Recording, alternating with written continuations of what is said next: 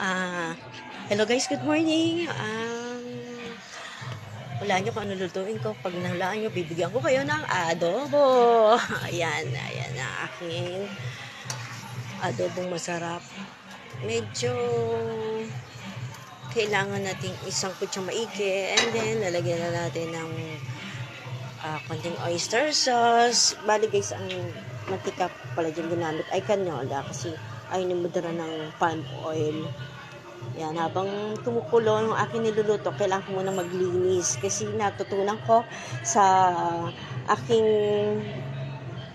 work before nung ako'y bata pa sa isang food chain, clean as you go. Ayan, linis muna ako ng lababo habang inaantay kong kumulo ang aking niluluto. Yan.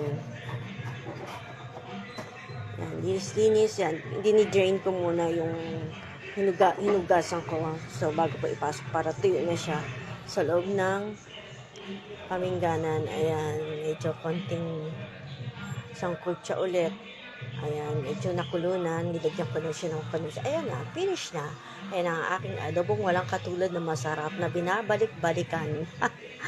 Okay.